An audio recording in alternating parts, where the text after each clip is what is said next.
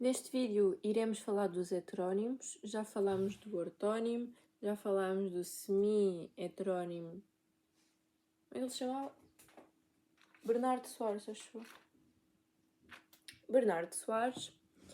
Vou mostrar, isto está bem engraçado. Eu pareço uma doidinha. Para quem não sabe, eu vou estar exatos 5 dias para o exame. Porque não apeteceu estar antes e pronto, tenho coisas para fazer. Estou num curso profissional, tenho a PAP e tal. Então, eu tenho folhas assim.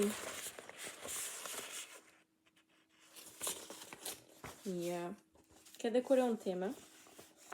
E depois, aqui, a amarelo, diz os temas que eu abordei na folha. Está fixe, né? E depois aqui é o índice. As coisas que eu vou ter de dar.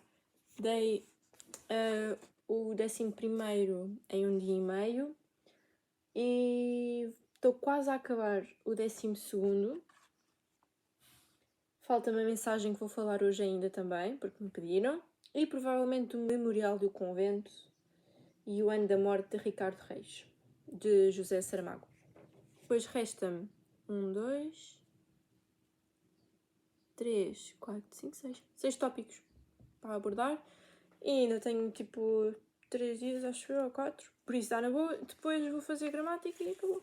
E temos tudo controlado.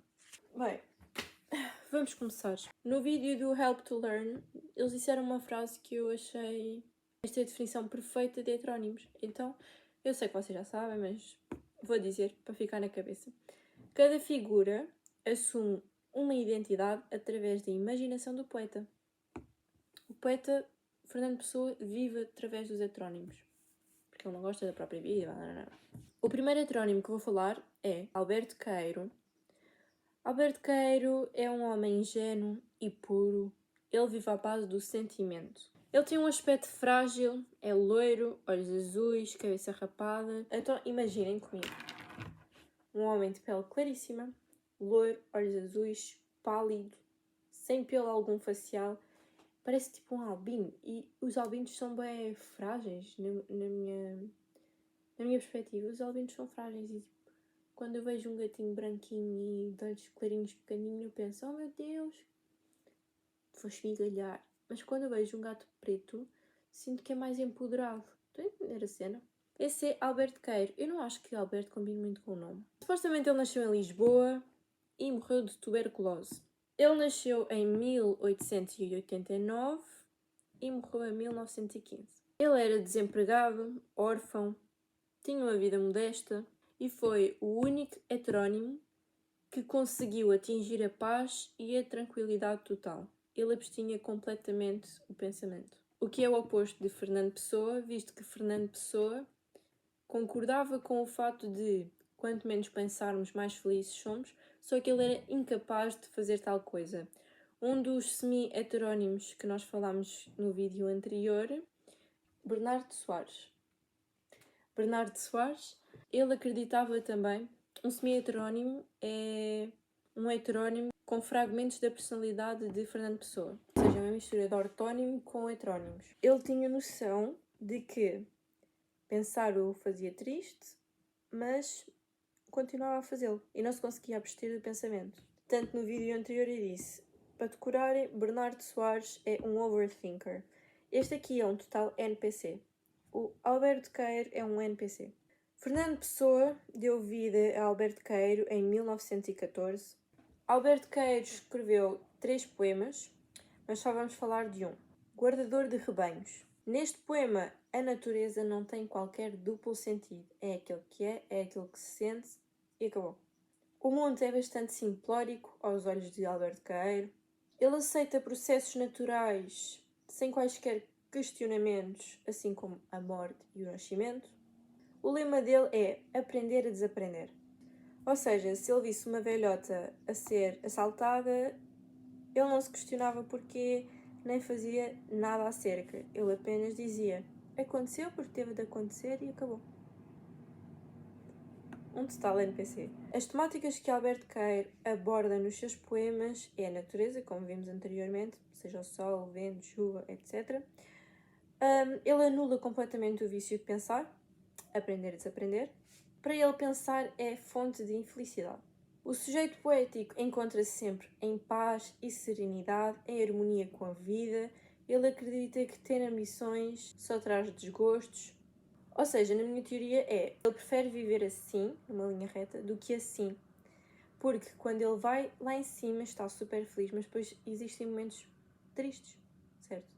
E ele não aguenta esses momentos tristes. E tu tens noção desses altos e baixos através da reflexão que tu fazes da tua vida. Mas ele não queria fazer qualquer reflexão, ele só queria apenas viver e existir, ou seja, a vida dele era assim, uma linha contínua, sem qualquer infelicidade. Mas, consequentemente, ele também não era feliz, mas também não era depressivo. Ao contrário de Fernando Pessoa e Bernardo Soares. Para ele, escrever é um ato natural e o real e simplórico é o único meio de atingir a felicidade.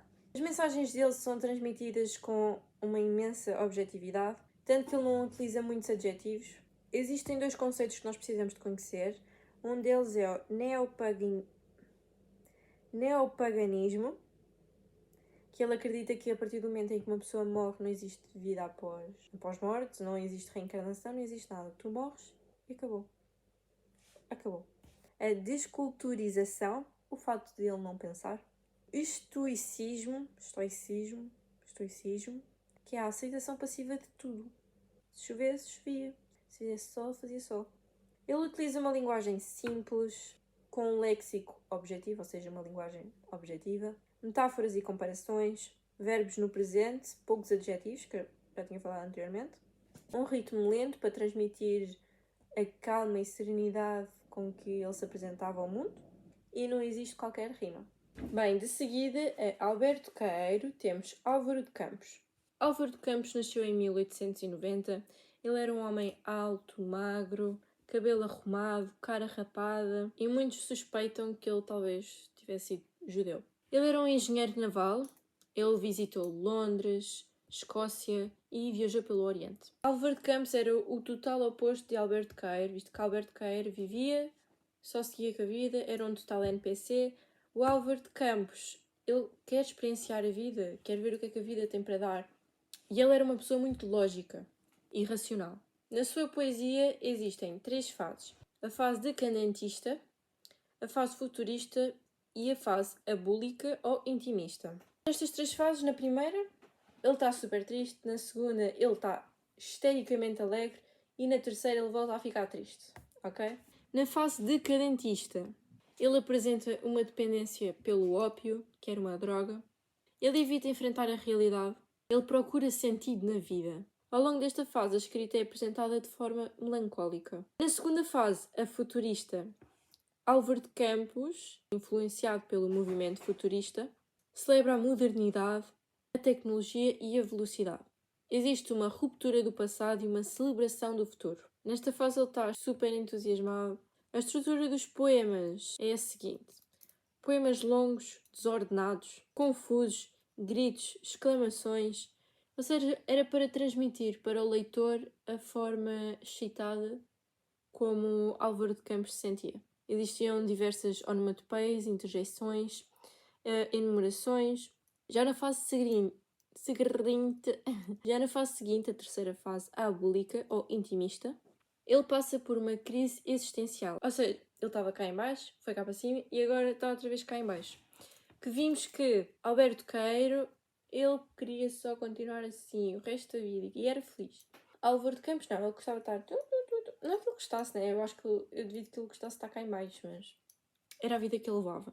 Nesta terceira fase, ele procurava sensações e experiências profundas e intensas, a linguagem direta e expressiva. Ele manifesta um tédio existencial e a nostalgia da infância, que é a marca registrada de Fernando Pessoa. Ele era antissocial, ele recusava a sociedade materialista, ele dizia que não quer nada, não é os materiais nem coisas físicas que trazem felicidade. Ele recusa a mediocridade, ou seja, o papel do homem é arranjar um emprego, casar com uma mulher, ter filhos e sustentar a família para o resto da vida. Mas ele não aceitava, ele não queria viver a vida que toda a gente vivia. Ele queria mais da vida. Ele apresentou uma incapacidade de sentir sentimentos alheios, começou a desenvolver um individualismo, pessimismo e, mais uma vez, a nostalgia da infância. Ele queria voltar a ser o que era quando era criança. Álvaro de Campos aborda temas como a visão excessiva e intensa do real, sensações fortes e uma grande exaltação pelo mundo moderno, pelo avanço das tecnologias.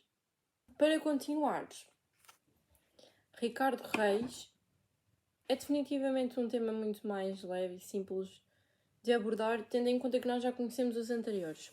Ricardo Reis nasceu em 1887, no Porto, e adopta o lema YOLO, You Only Live Once, ou seja, só se vive uma vez. Ele estudou num colégio jesuíta, estudou medicina. Ele era baixo, cara rapada e foi exilado para o Brasil. Ricardo Reis era um discípulo de Caeiro, visto que ambos procuravam atingir o equilíbrio e a paz. Ele acreditava que deveria existir um equilíbrio entre epicurismo e estoicismo. O que é isto? Epicurismo é a tranquilidade da alma, aproveitar os prazeres simples da vida, não temer a morte, apenas aceitá-la e fugir à dor. Já o estoicismo está relacionado a alcançar a felicidade e a sabedoria, a dominar as emoções, a aceitar os fatos e as regras universais, ou seja, a morte e a vida. Ricardo Reis acreditava que é impossível fugir ao destino traçado para nós, até mesmo para os deuses. Ou seja, aqui está presente o paganismo. Ele acredita que a vida é efêmera, é breve. Ele comprova isso através da frase "o pouco que duramos". Ele recusa relações afetivas, visto que desta forma ele cria um escudo para não sofrer desilusões. Ele era conhecido como o coração de pedra, ou seja, ele também adotava aquela vida estagnada como Caeiro. Ele vivia a vida com indiferença, ele preferia apenas aproveitar o momento sem grandes complexidades e era definitivamente um indivíduo individualista. E assim acabamos os heterónimos. Fogo, estava mesmo... Isto são temas bem interessantes. É que Fernando Pessoa não bastava ser ele, teve de criar outras pessoas, meu. Para quê? Não é? Fica quieto só. Vai viver a vida em vez de estás aí a pensar demais. E acabamos. Agora o vídeo a seguir que eu vou publicar é a mensagem. Estou para estudar isso porque eu não me lembro como é que é a mensagem, não me lembro a que é que se refere. Só sei que no TikTok andam a fazer grande drama à volta disso e estão a meter um bocadinho de pressão, ok? Eu estou a pensar, bem, se calhar não é assim tão fácil. Vamos ver. Tchau!